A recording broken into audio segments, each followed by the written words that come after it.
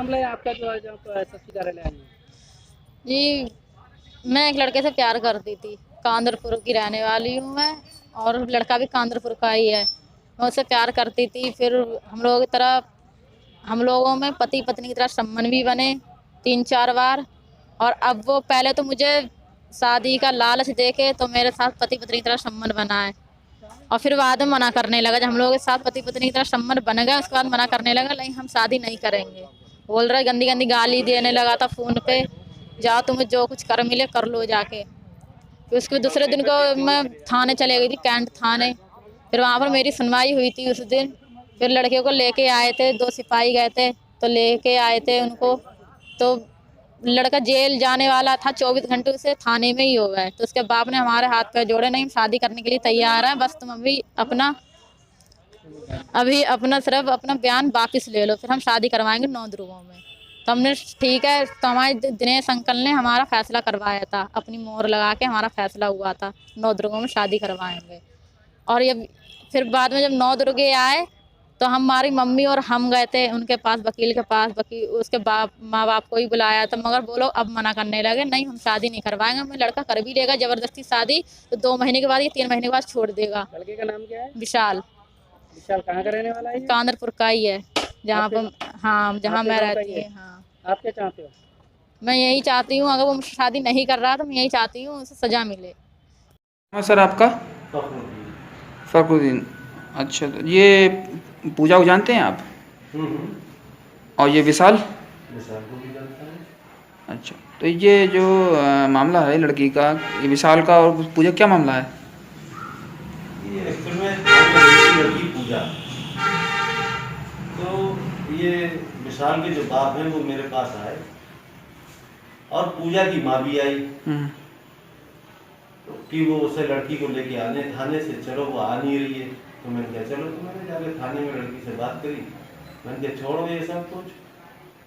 तो उसने कहा छोड़ देंगे, आप हमारा फैसला करा दो, शादी करा दो। तो हमने जैसी मर्जी हो वैसे तो फैसला कर लेना, बताओ कहाँ करोगी फैसला। तो बोली वकील के पास करेंगे हम तो फैसला। तो हमने कहा चलो कचहरी चलते। तो बोले नहीं, कचहरी वाले वकील नहीं, हम तो दिनेश वकील साहब क्या करेंगे फैसला। तो हमने कहा चलो दिनेश वकील साहब की शाम हो गई है, आप चलना सुबह हमारे पास करा देंगे। तो फिर उसके बाद जो अपने आप से ही आई वकील साहब के पास, मैं नहीं आया फिर। और फिर इनका जो है वकील साहब ने फैसला करा दिया, बस मेरा यहीं तक का रोल था। नहीं, लड़की का आरोप है कि आप धमकी देते हैं उठवाने की और जान से मारने की धमकी देते हैं आप। वो सब प्रोपेगेंडा है, ऐसा कुछ नहीं है। ये झूठा आरोप है। मेरी तो झूठे आरोप लगा रही है। मेरी तो उस दिन से मुलाकात भी नहीं हुई है। तो क्या आपसे कोई पुरानी दुश्मनी है जो आप पे आरोप लगा रहे हैं? नहीं, पुरानी दुश्मनी नहीं है कोई, लेकिन वही है कि थोड़ा बहुत चुनाव चल रहा है, इसके चक्कर में किसी ने उत्साह। तो आपको लग रहा है कि इसके पीछे कोई जुड़ा हुआ है? कोई साजिश है? बिल्कुल साजिश है, अच्छा, वरना मेरा नाम तो आने का कोई औचित्य नहीं है, क्योंकि मैं इस मामले में फैसले में इन्वॉल्व नहीं हूँ। उसने बस इतना कहा कि मेरा फैसला वकील साहब के यहाँ करवा दो, तो मैंने कहा चलो वहाँ करवा दे रहे। फिर वो अपने आप ही आ गई यहाँ फैसले के लिए, मैं आया भी नहीं, न मेरे सामने हुआ फैसला है, न मेरे साइन है फैसले पे, न कुछ है, मैं था भी नहीं। तो जैसे आपके सामने जो आप लोगों के तीनों के सामने जो मामले आ रहे हैं कि पिछली पहले भी कई जगह क्षेत्र के मामले लगाए गए हैं और ऐसी छोटी छोटी मतलब झूठी और सच्ची वारदातों को दे दिया जाता है, मीडिया वाले चीज को टाल देते, बेकसूर फंस जाते हैं, उसमें आपको क्या कहना है? इसमें जांच होनी चाहिए भाई। उसके तो कई मामले हो चुके हैं भाई, उसको तो लोगों ने मोहल्ले में सिंदूर भरते भी देखा है मांग में कई बार, समझे। तो क्या मामला है उसका वही जान सकती है, मोहल्ले पूरे मोहल्ले में उससे कोई बात भी नहीं करता है ज़्यादा, ना कोई उससे आना जाना रखता है। ठीक है। क्या नाम है आपका सर? मैं दिनेश कश्यप एडवोकेट। अच्छा, ये जो पूजा है जी और ये विशाल है, इनको जानते हैं आप? जी जानता हूँ, दोनों को जानता हूँ। अच्छा, तो इनका क्या मामला है, क्या प्रकरण है? इनका प्रकरण ये है कि पूजा ने एक विशाल के खिलाफ तहरीर दी थी थाना के कि इसने मेरे साथ गलत संबंध बनाया और मैं इससे शादी की। तो ये मेरे पास पूजा की माँ है विशाल के पिता को लेकर कि वकील साहब हमारे दोनों का कंप्रोमाइज़ कर। तो हमने क्या कंप्रोमाइज़ होगा? उन्होंने कहा कि हमारा कंप्रोमाइज़ होगा, ये मामला तहरीर था, हमने दी है और अब आपको तो जानकारी है ही। तो हमने कहा बताओ क्या जानकारी है? तो उन्होंने कहा कि हम दोनों लोग आपस में समझौता कर रहे हैं और हमसे इनसे इतना पैसा चाहिए। हमने उनके सामने इनको तय करा।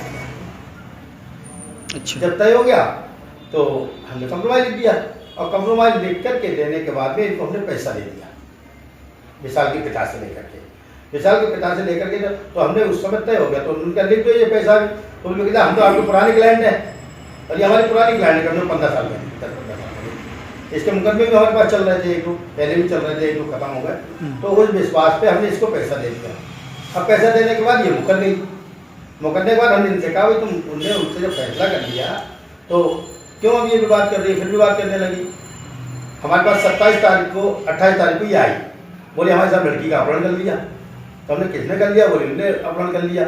तो हमने इन्हें बुलाया।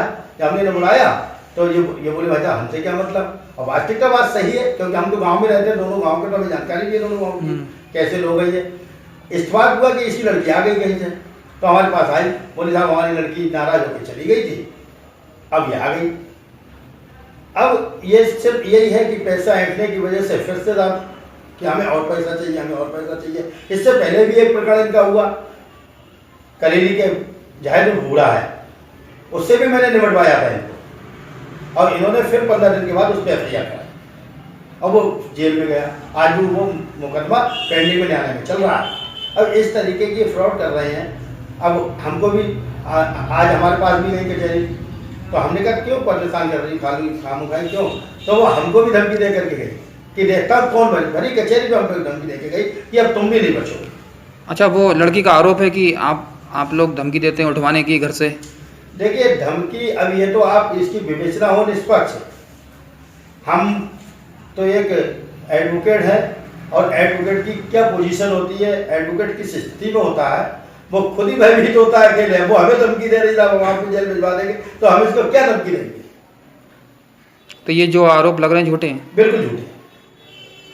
क्या चाहते हैं हम तो एक एडवोकेट, इस तरीके से अगर किसी की मदद की जाए और आप स्वयं हमारे पास आए, हमने आपकी मदद की, आपके कहे अनुसार कंप्रोमाइज करा दिया, अब आप हम पे ही आरोप लगाओ तो ये तो सरासर गलत है ना। इस पर इस तरीके की आजकल रोज अखबार में कप्तान साहब के पेश होते, उनकी निष्पक्ष जांच हो और ऐसे लोगों के खिलाफ कार्रवाई हो कि कहीं कोई दूसरा बेगुनाह ना फंसा जाए। मैं एक चीज़ की जानकारी ये चाह रहा था कि अक्सर वकील दो होते हैं जी, है, पीड़ित पक्ष का अलग होता है और आरोपी पक्ष का अलग होता है। जी। तो इनकी तरफ से क्या जो कार्रवाइयाँ हुई है लड़की की तरफ से, उनका वकील क्या आप ही थे या कोई और था? नहीं, मैं कार्रवाई जो की थी मैं नहीं था, मेरे पास भी केवल कंप्रोमाइज तो आई थी कि वकील साहब हमने कंप्रोमाइज कर लिया, अब आप हमारी बात इनसे ये कह दो कि हमें इतना पैसा चाहिए। अच्छा। हाँ, तो मैंने इनसे कहा भाई ये इतना पैसा मांग रहे हैं, आप बताओ दोगे? तो इन्होंने कहा साहब हम इतना नहीं, इतना दे सकते हैं, 2 लाख से 1.5 लाख दे सकते हैं।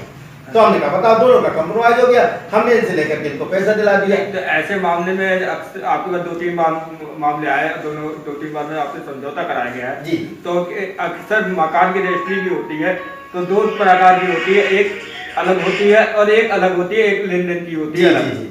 तो ऐसे प्रकरण में 2-3 बार जब हुए तो उसमें आपने ऐसा इसलिए है क्योंकि ये हमारी विश्वासपात क्लाइंट है और इसके मुकदमे भी हमारे पास चल रहा है। तो हम तो बोले वकील साहब आपको हम पे विश्वास है? हमें बिल्कुल विश्वास है। बोले तो विश्वास है तो हमारे विश्वास पे काम कर लो। इसी वजह से हमने वो एक कंप्रोमाइज लिख दिया और कंप्रोमाइज लिख करके थाने दे दिया गया, इन दोनों का कंप्रोमाइज हो गया, उसमें वो छूट गए। जो स्टाम्प लिखा गया, इस स्टाम्प पे ये कहीं नहीं लिखा हमने कि पैसे दे, क्योंकि वो एक थाने में भी देना था। तो अगर उस पर हम पैसा खोल देते तो वे गुजार हो जाता। उसने कहा जो पैसा हमें दे रहे हो हम इसको लखनऊ ले जाकर के लड़की की शादी कर देंगे, ये लड़की तो दिखेगी। तो पैसा लेन देन का मामला पीड़ित के पिता बैठे हुए हैं जी, इनने आपको दिया है, अब वो लड़की मुकर जा रही है। हाँ, तो पैसा तो बेचारे पीड़ित व्यक्ति का गया। हाँ, पीड़ित पक्ष का गया, लेकिन पीड़ित पक्ष वहां पर था और मैंने पैसा उसको दिया बादली को, और बादली इस चीज को एक्सेप्ट नहीं कर रही मुझसे कि हाँ तुमने पैसा दिया, मुझसे एक्सेप्ट कर रही है। क्या आपके सामने दिए पैसे दिए गए थे? और मैंने वकील साहब को दिया था। नहीं, पीड़ित व्यक्ति को पैसे आपके सामने दिए गए थे? नहीं, मैं नहीं था, वकील साहब ने बुला लिया था उसको अलग। अलग बुला के दिया हाँ, था? दे दिया था। तो आपके सामने नहीं दिया गया था? नहीं।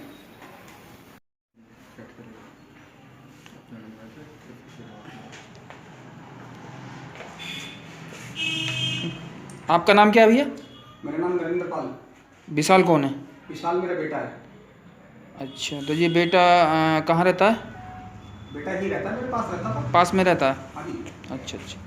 तो ये जो पूजा है लड़की, जो जो जो क्या बोलते हैं, ये विशाल के जो संबंध हुए हैं, ये क्या मामला है इसका? इसका वैसा मामला क्या है, इस लड़की का करियर ज़्यादा खराब है, लड़की का भी है, माँ का भी करियर खराब है। ये तो साहब सिर्फ पैसे लेती है बस, अपना लिखाती रहती है, पैसे लेती है। अभी इन्हें करेंडी का मैटर करा था, उससे भी पैसे लिए, पैसे लेने के बाद फिर 2 महीने के बाद उसे जेल भेज दिया।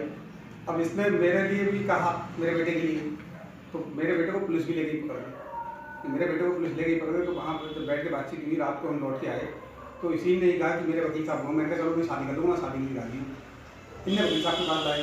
अब वकील साहब से इनकी बात हुई, तो जो वही वकील साहब तुम जानते हो वही बात होती है कि आप मुझे थोड़ा पैसा लगा दो, मैं शादी नहीं करूँगी इनमें, क्योंकि ये हैं वो नीच, मतलब हम जाटक बिरादरी से हैं। इनने हमें कहा नीच, वो है ठुकरान और वो है मुस्लिम, उसका बाप है लड़की का जो कि हमें नीच बताया। तो वकील साहब ने कहा ठीक है नीच है तो बता तू क्या चाह रही है, फैसला कर ले। मैंने साहब तुरंत ही वकील साहब ने मुझसे कहा, वकील साहब से 2 लाख रुपये मैंने कहा। मैंने कहा वकील साहब मेरे पास पैसे नहीं, बहुत फैसला करके मैंने कहाँ से कर्जा लिया, तो मैंने 1.5 लाख रुपये इसको दिया। मैंने वकील साहब को दिया, वकील साहब ने इसको दिया। तो इसमें एक लिखित हुआ था कि आप इसको अपनाएंगे, शादी करेंगे? नहीं, वो वकील साहब की और उसकी माँ की बात थी। वकील साहब जब ये लड़की नहीं मानी, तो वकील साहब ने कहा तो जी का हो रहा है, तो उसकी माँ ने कहा वो तो जिम्मेदार तो मैं हूँ, मेरी बेटी लिख दो, तो आखिरी लाइन लिखी हुई है उसकी। अच्छा। बस। बाकी इसका आरोप है कि आपकी उसने, लड़की ने संबंध बनाए, शारीरिक संबंध भी बनाए और उसके साथ गलत काम किया है। तो सर वो तो हर जगह कहती थी मेरे साथ संबंध बनाए, करेली वाले के लिए भी कहा, किसी और के लिए भी कहा, माँ भी ऐसी है, बेटी भी ऐसी है। तो ये जो आरोप लगा रही झूठे हैं क्या? हो सकता है झूठे ही हूँ। नहीं, आप बताओ सही। अब आप देखो, मैं तो अपने बच्चे के साथ था नहीं, हाँ। झूठे हैं सच्चे, हाँ, है ना? कोई माँ बाप नहीं कहते। तो आप क्या चाहते हो? हम तो चाहते हैं आप इसकी जो निष्पक्ष जांच हो वो करी जाए बस।